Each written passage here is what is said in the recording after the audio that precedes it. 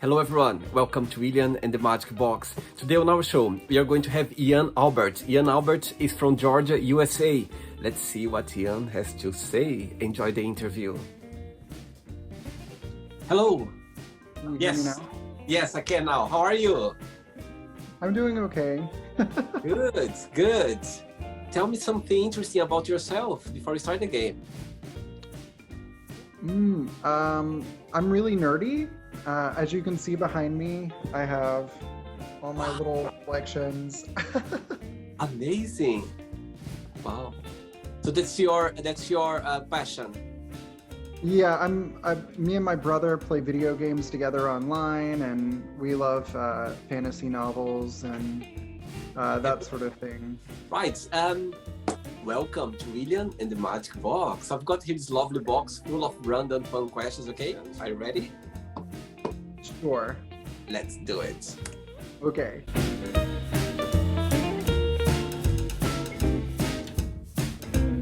Love it. Ready for the first question? Sure. Let's do it. What is the silliest thing have you ever posted online?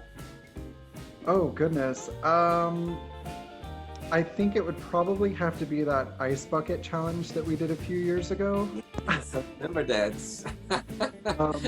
I remember thinking that, oh, well, if I'm going to do this, I want to make sure that I do it right and I don't look too silly, you know?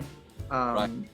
So it was a way to be silly, but I still wanted it to be controlled. And what ended up happening is the first time I did it, the ice had already all melted, so it was just water. And so then I had to go back and do it again. And by that time I was just like, oh goodness. And every time I go back and watch that video, I'm like, oh, thank God it was for like some sort of a good cause, because it really was probably the silliest thing that I've ever posted. Another one? Ready? Sure. Let's do it.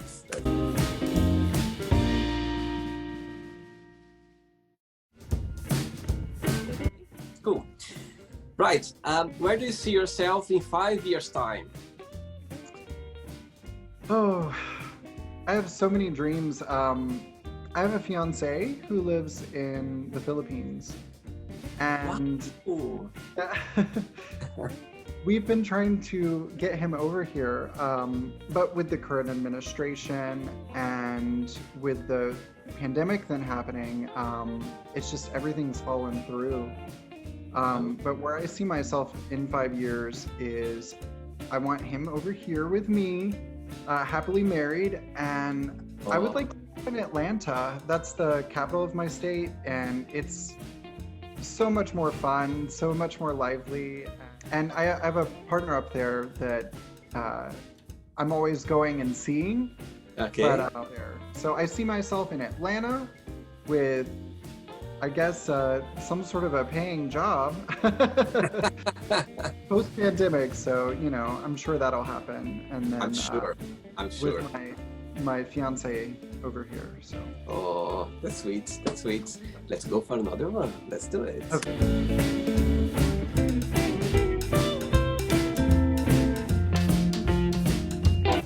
Next question. Ian, if you could have dinner with anyone living or not, who that would be and why? I mean, I guess I'll just go with living. And I mentioned earlier that I'm a huge Dolly Parton fan.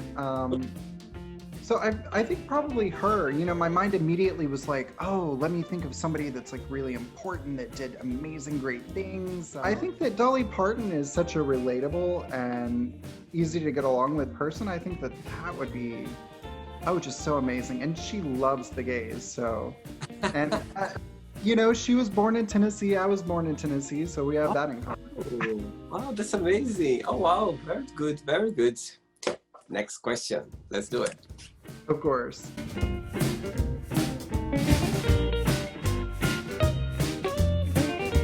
Good answer. You are a good answer. I like it. Next question. What are you most passionate about? Oh, goodness.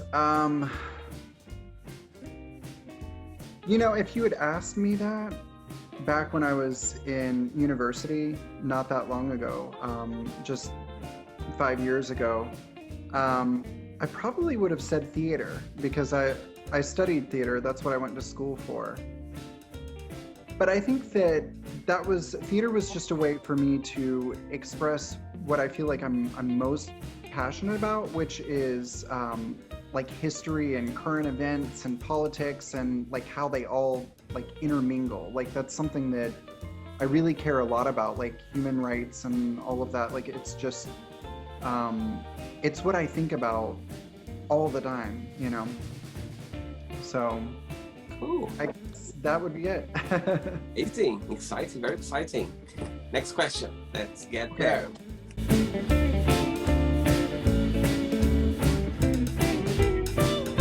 My friend. Right, next question. Let's do it. Of course. Right, what's the best first date you ever had?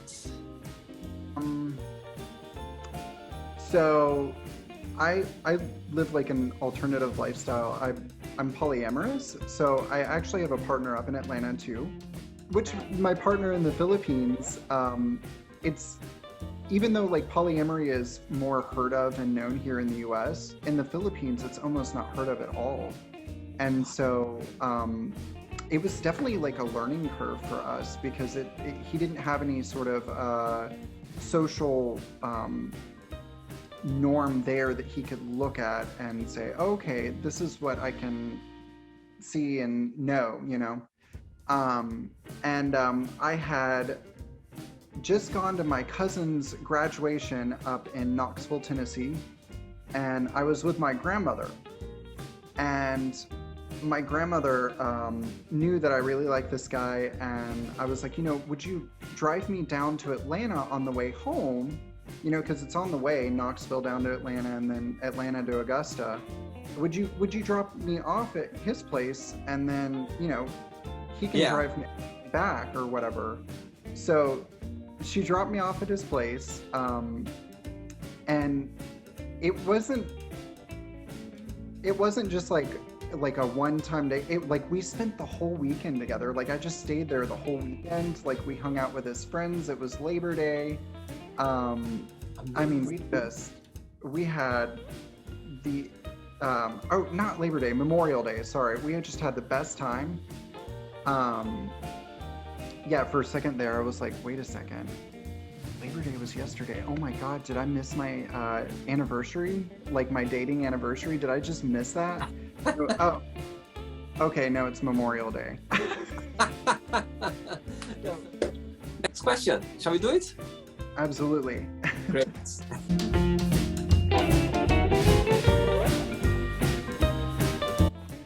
question. Let's All go. right. I can't wait to hear it. What's the best advice you have given? The best advice I've ever given to any sort of friends is just at the end of the day, no matter what I say or what anyone says, you just gotta follow your heart. And if you do that, like, then even if you make a mistake and completely mess up, you won't have that regret of making even like if you make a right choice, but then you wonder, oh, well, what if I had done what my heart said I should do? How would it have turned out? At least then you'll know how it will turn out, even if it's a mistake, you know? I totally agree. I agree, because sometimes people come up to you to ask for advice, but they're gonna do anyway. They just want to hear some kind of support, you know what I mean? They just kind of want to feel it. But yeah, totally agree. Right, Ian, are you enjoying the show so far? I am. I feel like this is a lot of fun. Not something that I would have thought would come easily, but Good, very good. I'm glad to hear. So Good. Let's go for another question.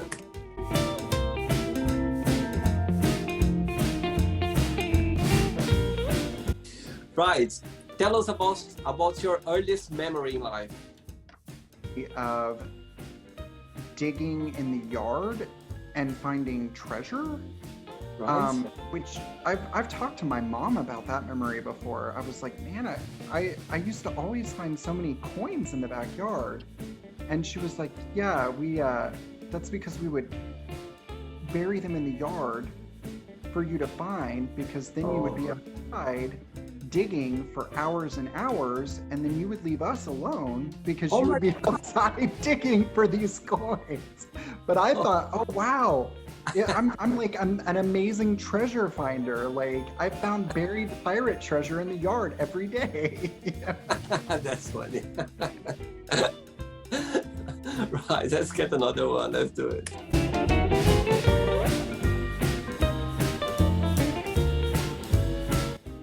Next question.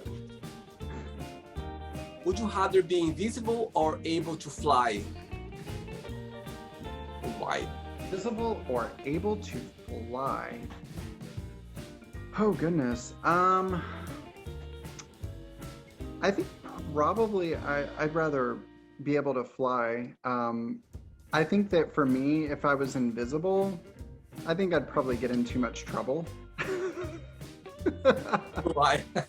But which that could have its benefits too. But yeah, I think being able to fly would give you so much freedom. Yeah.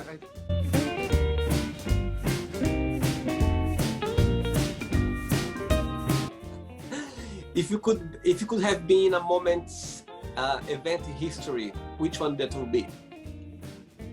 I think that I would have really liked to be at like the founding of the nation, like when they signed the Declaration of Independence. I think that would be a really emotional thing to see. Uh-huh. I'm terribly patriotic, not in a chauvinist sort of way. I don't think that the U.S. is like the greatest country on earth. I think that all countries are amazing. I think Sure. every place has an amazing thing. But of course, I'm patriotic because Of course, it should be. Absolutely, I agree. my ancestors' history and all that. But I think that would have been a really cool moment to see. Let's go for another question. Let's do.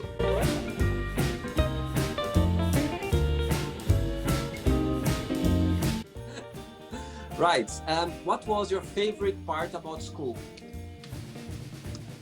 My favorite part about school was absolutely history class. Like, even when I was a kid and it was like social studies, like in elementary school and stuff, I would nerd out about that. Like, I would be so excited. Like, I would be like on the edge of my seat listening to everything the teacher was saying. I just couldn't consume it fast enough. I wanted to know every bit of history I could. And then, of course, like I took AP history classes, and which is advanced placement history classes, and my high school and stuff. And then, of course, in university, even though I was a theater major, we had to take theater history classes. So that was a whole different spin on history. But yeah, that definitely, learning history was my favorite. It was something that I was good at and came easily. Great, great. 3 questions left. Ready? All right. Yeah. Let's do it.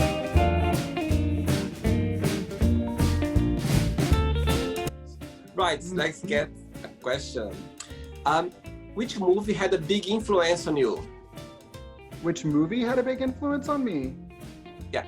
Oh, well, I've got my world's favorite movie of all time, and that is Big Trouble in Little China, which was directed by John Carpenter. I've even got my Oh my pop God. vinyl from. That's cute, sweet. But it was like it was something that I would watch with my dad and my brother growing up. And it was just, it was fun, it was fun. It was all like 80s and stuff. Right, got 2 questions left. Let's do it.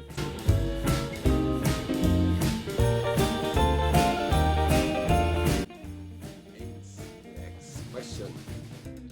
What does happiness mean to you? just being around like those I love and my friends and stuff, I think that for me is what happiness is. It's like momentary control over my personal demons, you know. Right, it's not the end yet, okay? So what I'm going to do now, I'm going to give away some words and you just tell me one thing that comes to your mind, okay? Quick Okay. think. Let's start with love. Let's start with love. Kissing. Okay. Money. Need it. Family. Difficult. Sex. One of my favorite things ever. Politics. One of my favorite things ever. Life. Oh, complicated. Religion. Grounding. Fear. I have too much of that. All-encompassing. Friendship. Happiness. Desire. Love. A wish.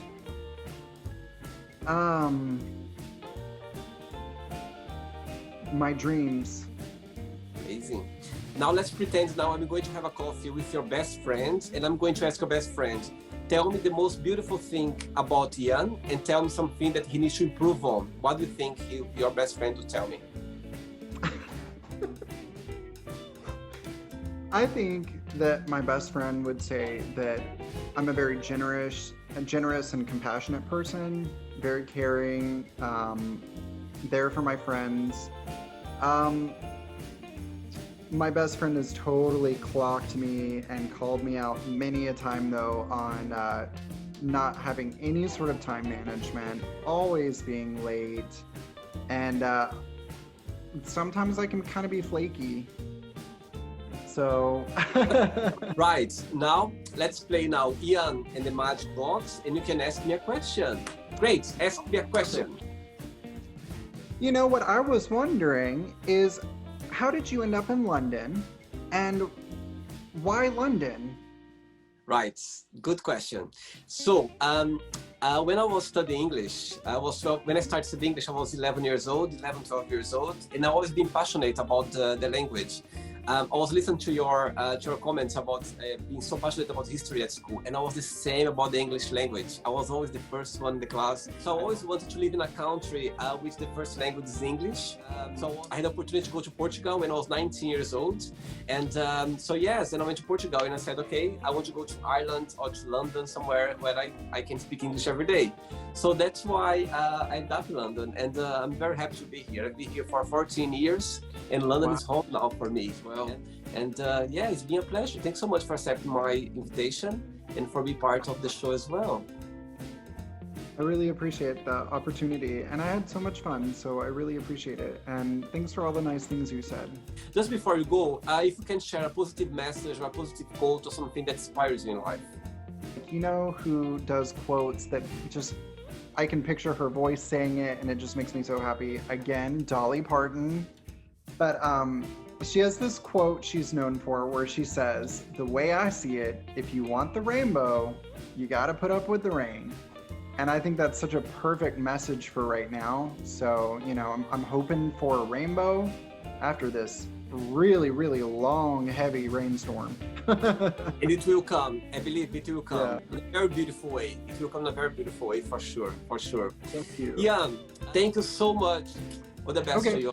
Keep in touch. Bye-bye. Did you have a nice time? Enjoy the interview? William and the Magic Box. Don't forget to subscribe to our channel, William and the Magic Box. And if you'd like to be part of the show as well, just visit our website, www.williamandthemagicbox.com. Give a like, share the video, and see you tomorrow with another lovely interview. Bye-bye. See you tomorrow. Bye.